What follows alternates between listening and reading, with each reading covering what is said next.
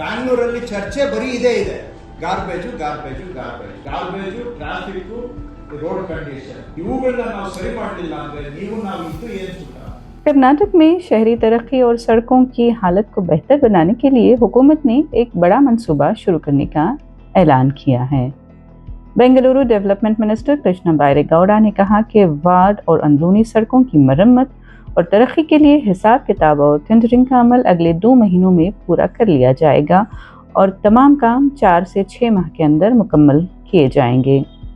Greater Bengaluru authority की एक जायजा मीटिंग में उन्होंने बताया कि जीबीए के तहत 5 सिटी कॉरपोरेशंस में वार्ड सड़कों की बेहतरी के लिए 2000 करोड़ रुपए का खुसूसी फंड दिया गया है। उन्होंने अफसरों को कहा कि खराब सड़कों की निशानदही करें, शॉर्ट टर्म टेंडर जारी करें और मरम्मत के काम जल्द शुरू करें। कृष्णा बैरेगौड़ा ने ये भी कहा कि बारिश के मौसम को देखते हुए तामीराती काम सिर्फ खुश्क दिनों में किया जाएगा ताकि काम में रुकावट न हो। क्या बेंगलुरु की सड़कों का मसला वाकई 4 से 6 माह में हल हो सकता है? नाजरीन, आपका क्या ख्याल है? जवाब हमें कमेंट सेक्शन में ज़रूर लिखें।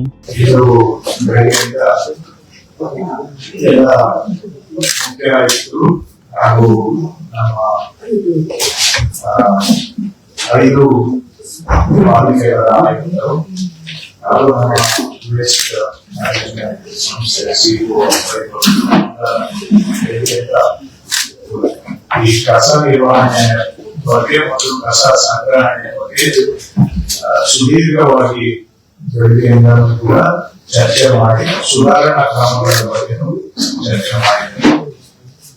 ಅದರ ಬಗ್ಗೆ ಒಂದೆರಡು ಮಾತು ಹೇಳೋದಕ್ಕೆ ಮೊದಲು ಸರ್ಕಾರ ಮಾನ್ಯ ಮುಖ್ಯಮಂತ್ರಿಗಳು ಶ್ರೀ ಡಿ ಕೆ ಶಿವಕುಮಾರ್ ಅವರು ನೇತೃತ್ವದಲ್ಲಿ ಒಂದು ಪ್ರಮುಖ ತೀರ್ಮಾನವನ್ನ ನಾವು ಕೈಗೊಂಡಿದ್ದೇವೆ। ಅದನ್ನ ಕೈಗೊಂಡ ತೀರ್ಮಾನವನ್ನ ಈಗ ಅನುಷ್ಠಾನ ಕೊಟ್ಟಿದ್ದೇವೆ। ಬೆಂಗಳೂರಿನಲ್ಲಿ ರಸ್ತೆಗಳ ಪರಿಸ್ಥಿತಿ ಸುಧಾರಣೆ ಆಗಬೇಕು ಅನ್ನೋದು ಜನಗಳ ಬಯಕೆ, ನಿರೀಕ್ಷೆ। ಆ ಕಾರಣದಿಂದ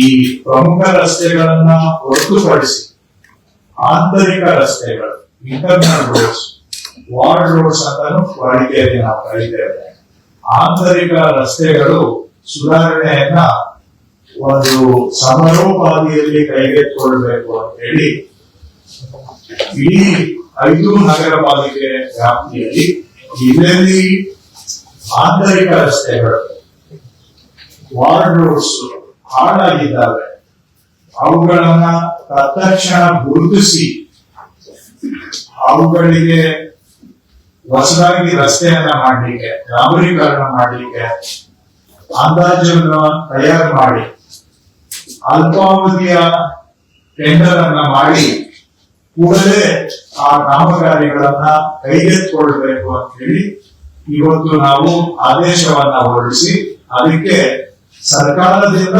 2,000 ಕೋಟಿ ರೂಪಾಯಿಗಳ ವಿಶೇಷ ಅನುದಾನವನ್ನ ಕೊಡೋದಕ್ಕೂ ಕೂಡ ಸರ್ಕಾರ ತೀರ್ಮಾನ ಮಾಡಿ ಇವತ್ತು ಆದೇಶವನ್ನ ಹೊರಡಿಸಿದ್ದೇವೆ।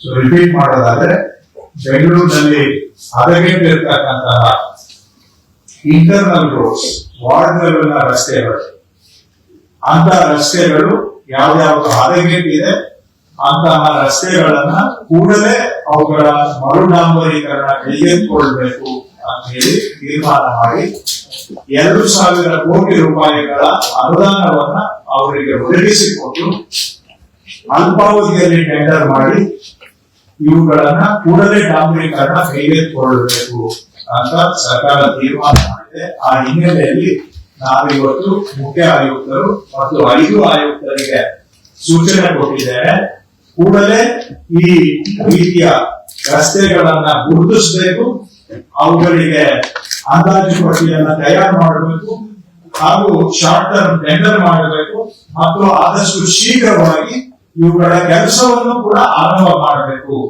ಸೊ ರಿಪೀಟ್ ಮಾಡ್ತೇನೆ, ಫಸ್ಟ್ ಈಗ ಹದಗೆಟ್ಟಿರುವ ರಸ್ತೆಗಳನ್ನ ಗುರುತಿಸಬೇಕು, ಆ ರಸ್ತೆಗಳ ಮರುಡಾಂಬರೀಕರಣಕ್ಕೆ ಎಸ್ಟಿಮೇಟ್ ಅನ್ನ ತಯಾರು ಮಾಡಬೇಕು, ಅಂದಾಜು ಪಟ್ಟಿಯನ್ನ, ಹಾಗೂ ಅಲ್ಪಾವಧಿ ಟೆಂಡರ್ ಮಾಡಬೇಕು ಮತ್ತು ಕೆಲಸವನ್ನ ಶೀಘ್ರವಾಗಿ ಆರಂಭ ಮಾಡಬೇಕು। ಇಷ್ಟು ಕೆಲಸವನ್ನ ತಕ್ಷಣ ಮೊದಲನೇ ಆದ್ಯತೆ ಮೇಲೆ ಮಾಡಬೇಕು ಅಂತ ಇವತ್ತು ನಾನು 5 ಆಯುಕ್ತರಿಗೆ ಮತ್ತು ಚೀಫ್ ಕಮಿಷನರ್ ಅವರಿಗೆ ಸೂಚನೆಯನ್ನ ಕೊಟ್ಟಿದ್ದೇನೆ. ಹೊಸ ಸರ್ಕಾರ ಬಂದ ಕೂಡಲೇ ಜನಗಳ ನಿರೀಕ್ಷೆ ಅಪಾರವಾಗಿ ಇದೆ. ಬೆಂಗಳೂರಿನ ಜನಗಳ ನಿರೀಕ್ಷೆಯೂ ಕೂಡ ಇದೆ.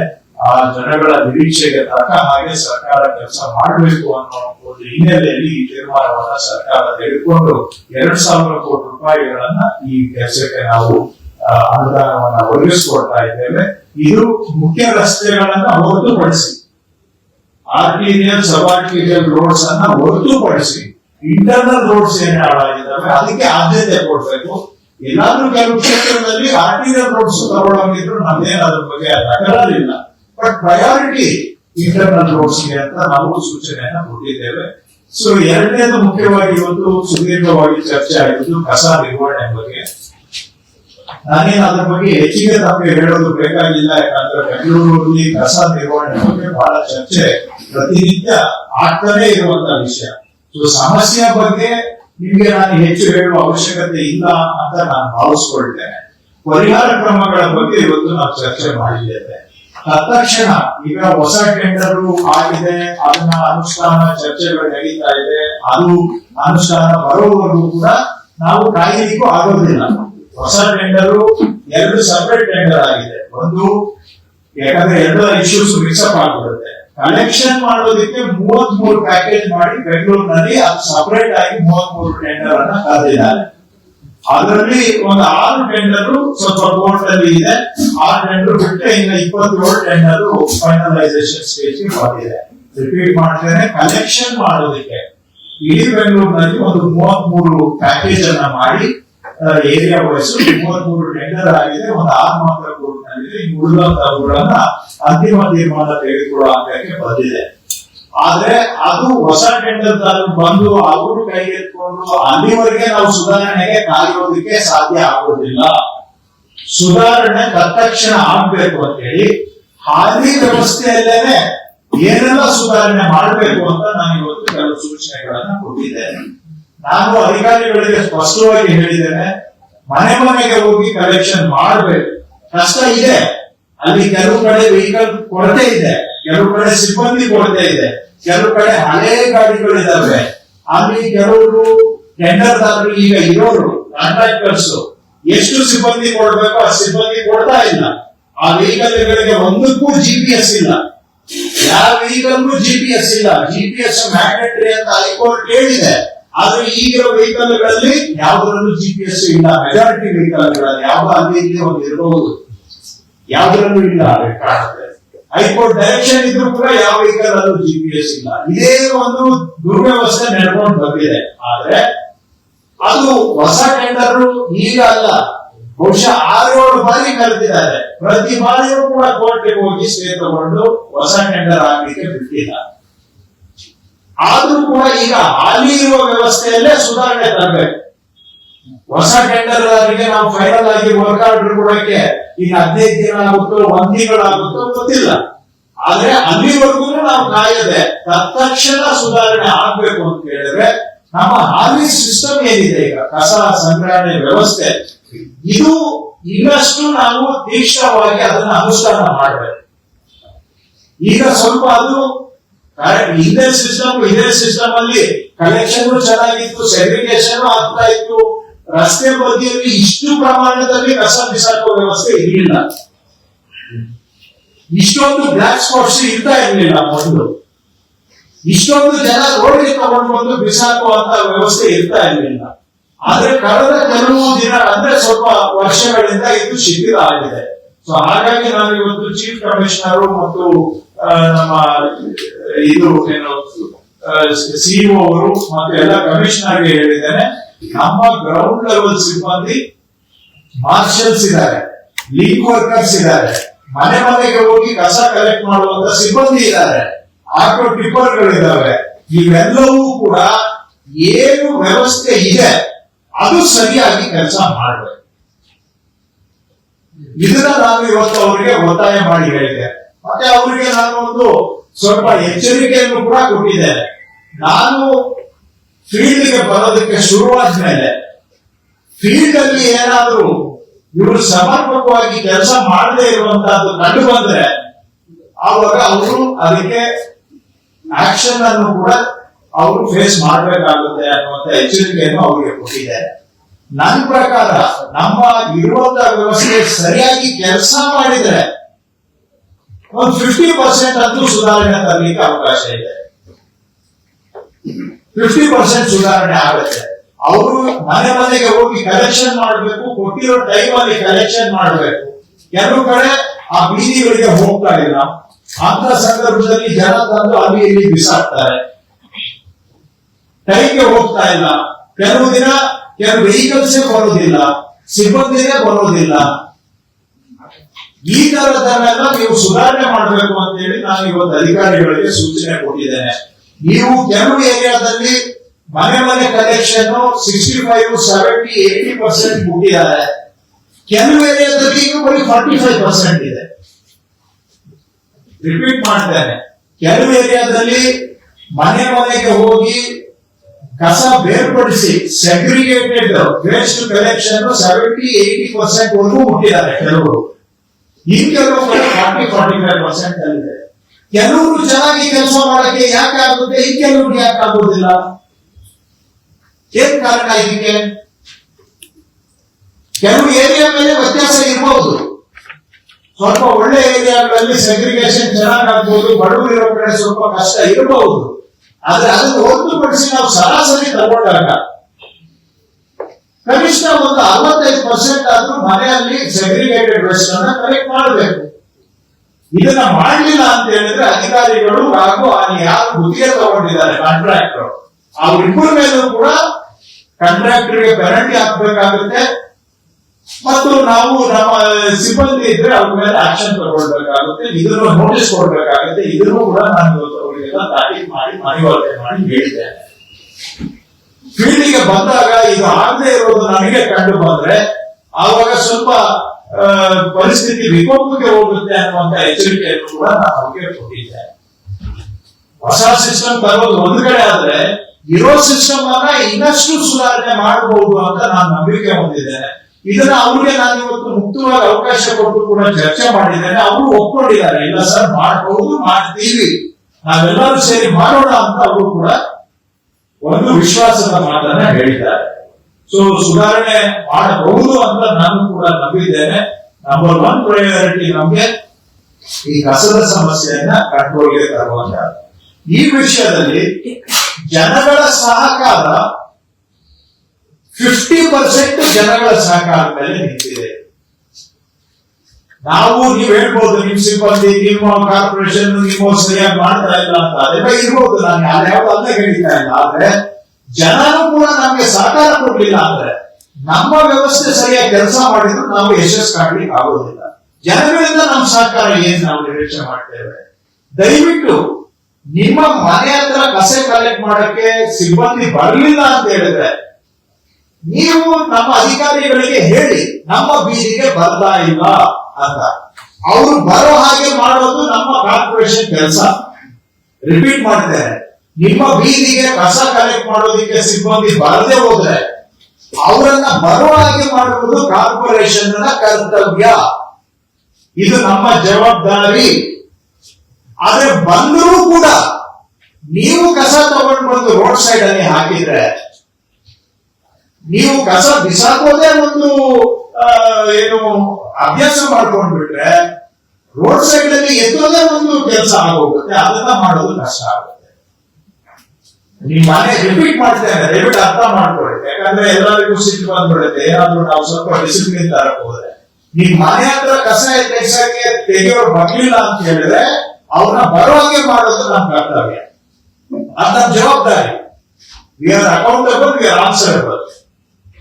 ಬಟ್ ಬಂದರೂ ಕೂಡ ನೀವು ನಾನು ಬೆಳಿಗ್ಗೆ 9 ಗಂಟೆಗೆ ನನ್ಗೆ ಆಗೋದಿಲ್ಲ, ರಾತ್ರಿ ಬರ್ಬೇಕು, ಆ ಟೈಮ್ಗೆ ಬರ್ಬೇಕು, ಈ ಟೈಮ್ಗೆ ಬರ್ಬೇಕು ಅಂತೇಳಿ ಎಲ್ಲ ತಗೊಂಡು ಬಂದು ರಸ್ತೆ ಬದಿಯಲ್ಲಿ ಬಿಸಾಕಿದ್ರೆ, ಬಿಸಾಕಿದ ಕಸನೆಲ್ಲ 24 ಗಂಟೆ ಎತ್ತಬೇಕು ಅಂದ್ರೆ ಪ್ರಾಕ್ಟಿಕಲಿ ಕಷ್ಟ ಸಾಧ್ಯ. ಅದು ಇದರಿಂದ ನಮ್ಮ ಬೆಂಗಳೂರಿನ ಆರೋಗ್ಯನೂ ಪಡುತ್ತೆ, ಬೆಂಗಳೂರಿನ ಸೌಂದರ್ಯನೂ ಕೇಳುತ್ತೆ.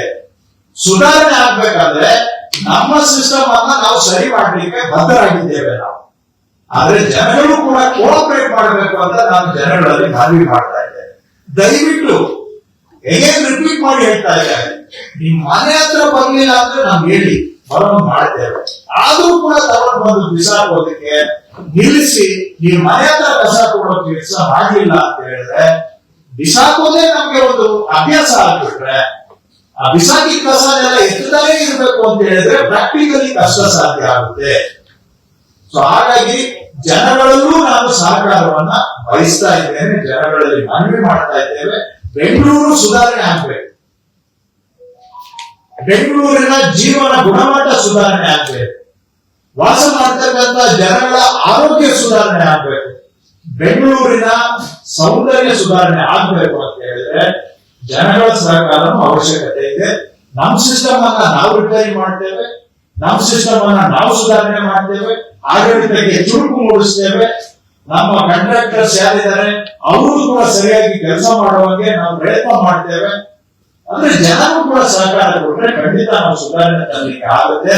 ಅದನ್ನ ನಿಮ್ಮ ಮುಖಾಂತರ ನಾನು ಜನಗಳಲ್ಲೂ ಕೂಡ ಮನವಿ ಮಾಡ್ತಾ ಇದ್ದೇನೆ, ದಯವಿಟ್ಟು ಸಹಕಾರ. ಯಾಕಂದ್ರೆ ನಿಮ್ಗೆ ಆಶಯ ಇದೆ, ಬೆಂಗಳೂರು ಸುಧಾರಣೆ ಆಗ್ಬೇಕು ಅಂತ ಎಲ್ಲರೂ ಬಯಸ್ತಾರೆ. ಆದ್ರೆ ನಾವಿಬ್ಬರು ಕೈ ಜೋಡಿಸಿದ್ರೆ ಮಾತ್ರ ಸುಧಾರಣೆ ಆಗಲಿಕ್ಕೆ ಸಾಧ್ಯ. ನಾನು ನೋಡಿದ್ದೇನೆ, ಯಾಕಂದ್ರೆ ನೀವು ನೋಡ್ತೀರಾ, ನಾವು ನೋಡ್ತೀವಿ. ನಮ್ಮ ಮನೆ ಹತ್ರ ಬಂದರೂ ಕೂಡ ಕಸ ಕಲೆಕ್ಟ್ ಮಾಡೋರು ಕೆಲವರಿಗೆ ಅಭ್ಯಾಸ ಆಗ್ಬಿಟ್ಟಿದೆ, ಎಲ್ಲರೂ ಇಲ್ಲ. ದಯವಿಟ್ಟು ನಾನು ಎಲ್ಲರಿಗೂ ಹೇಳ್ತಾ ಇಲ್ಲ, ಜನರಲೈಸ್ ಮಾಡ್ಬೇಕು. ಕೆಲವರು ಒಂದು 20% ಅಷ್ಟೇ ಮನೆ ಹತ್ರ ಬಂದರೂ ಕೂಡ ತಗೊಂಡು ಬಂದು ರೋಡ್ ಸೈಡ್ ಅಲ್ಲಿ ಬಿಸಾಕ್ಬಿಟ್ಟು ಹೋಗ್ತಾರೆ.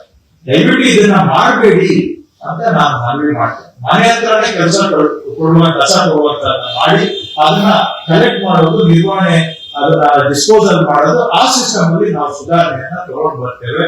ಸೊ ಇದನ್ನ ನಾನು ತಾಕೀತ್ ಮಾಡಿ ಹೇಳಿದ್ದೇನೆ. ಬರೋ ದಿನಗಳಲ್ಲಿ ನಾನು ಕೂಡ ಫೀಲ್ಡ್ಗೆ ಹೋಗ್ತೇನೆ, ಅಲ್ಲಿ ಏನು ಸಾಧಕ ಬಾಧಕ ಇದೆ ಅದನ್ನ ಅಲ್ಲದೆ ಸರಿ ಮಾಡುವಂತ ಕೆಲಸ ನಾವು ಮಾಡ್ತೇನೆ. ಬಟ್ ನಾವು ಕೂಡ ಕೆಲವು ಸಂದರ್ಭದಲ್ಲಿ ನಾವು ಕಠಿಣ ತೀರ್ಮಾನ ತಗೊಳ್ಬೇಕಾಗುತ್ತೆ. ನೀವು ಅರ್ಥ ಮಾಡ್ಕೋಬೇಕು, ಕಠಿಣ ತೀರ್ಮಾನ ತಗೊಂಡಾಗ ಯಾರ ಮೇಲೆ ತಗೊಳ್ತೀವಿ, ಯಾರು ತಪ್ಪು ಮಾಡ್ತಾ ಇದ್ದಾರೆ ಅವ್ರ ಮೇಲೆ ತಗೊಳ್ತೀವಿ. ತಪ್ಪು ಮಾಡೋರು ತಪ್ಪು ಮಾಡಬಹುದು, ಆದ್ರೆ ನೀವೇ ಎಲ್ಲ ಜವಾಬ್ದಾರಿ ಅಂತ ಹೇಳಿದ್ರೆ ಇದು ನಿಜವಾಗಿಯೂ ಸಸ್ಟೈನಬಲ್ ಸೊಲ್ಯೂಷನ್ ಆಗುತ್ತಾ ಅಂತ ಯೋಚನೆ ಮಾಡಿ. ರೈಟ್? ಜನ ಎಲ್ಲಂದ್ರೆ ಅಲ್ಲಿ ಯಾವಾಗ ಅಂದ್ರೆ ಯಾವಾಗ ಬಿಸಾಕ್ತಾ ಇದ್ರೆ ಪ್ರಾಕ್ಟಿಕಲಿ ಕಲೆಕ್ಟ್ ಮಾಡಕ್ ಆಗುತ್ತಾ ನೀವೇ? ನಾವು ಬೆಳಿಗ್ಗೆ ಒಂದು ಟೈಮ್ ಹೋಗಿ ಎತ್ತುತ್ತಾರೆ, ಮಧ್ಯಾಹ್ನ ಆಗೋಷ್ಟಕ್ಕೆ ಮತ್ತೆ ಅಂತ ಹಾಕಿದ್ರೆ ಆಗುತ್ತಾ ತೆಗಿಯಕ್ಕೆ? ಸೊ ಅದಕ್ಕೋಸ್ಕರ ನೀವು ಅಂತ ಸಂದರ್ಭದಲ್ಲಿ ನಾವು ಇದು ಎಲ್ಲರೂ ಮಾಡಲ್ಲ, 10% ಅಷ್ಟೇ, 10% ಅಷ್ಟೇ. ದಯವಿಟ್ಟು ಎಲ್ಲರ ಬಗ್ಗೆ ನಾನು ಮಾತಾಡ್ತಾ ಇಲ್ಲ. 70% ಜನ ಕೋಆಪರೇಷನ್ ಮಾಡ್ತಾರೆ. ಈ 20% ನಮ್ ಪ್ರಾಬ್ಲಮ್ ಇರ್ಬೋದು, ಅಂದ್ರೆ ನಾವು ಸರಿ ಮಾಡ್ಕೊತೀವಿ. ಈ 10% ಜನ ಕೆಲವರು ನಾವು ಸರಿ ಹೋದ್ರು ಕೂಡ ಅವ್ರು ಸಹಕಾರ ಕೊಡ್ಲಿಲ್ಲ ಅಂದ್ರೆ ಅಂತ ಸಂದರ್ಭದಲ್ಲಿ ನಾವು ಕಠಿಣ ಕ್ರಮವನ್ನ ತೆಗೆದುಕೊಳ್ಬೇಕಾಗುತ್ತೆ. ಅಂತ ಸಂದರ್ಭದಲ್ಲಿ ನೀವು ಸಹಕಾರ ದಯವಿಟ್ಟು ಅರ್ಥ ಮಾಡ್ಕೊಳ್ಳಿ. ನಾವು ಮಾಡೋದು ಇದು ಖುಷಿಗಾಲ.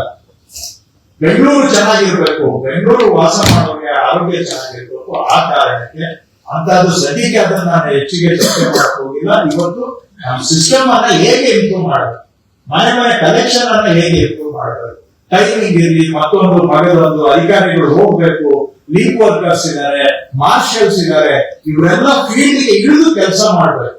ಮಾಡಿದ್ರೆ ಸ್ವಲ್ಪ ಜನರು ಕೋಆಪರೇಟ್ ಮಾಡ್ತಾರೆ ಅಂತ ನಾನು ನಂಬಿದ್ದೇನೆ. ಇವತ್ತು ನಾವೆಲ್ಲರೂ ಸೇರಿ ಚರ್ಚೆ ಮಾಡಿ ಅಧಿಕಾರಿಗಳೆಲ್ಲ ಹೇಳಿದ್ದಾರೆ, ಸ್ವಲ್ಪ ನಾವು ಪ್ರಯತ್ನ ಮಾಡ್ತೀವಿ ಸರ್, ಮಾಡಕ್ಕೆ ಸಾಧ್ಯ ಇದೆ, ಇಂಪ್ರೂವ್ ಮಾಡೋಣ ಅಂತ ಹೇಳಿದ್ದಾರೆ. ನಾನು ಹೋಪ್ಫುಲ್ ಇದ್ದೇನೆ, ಸುಧಾರಣೆ ಮಾಡಬಹುದು.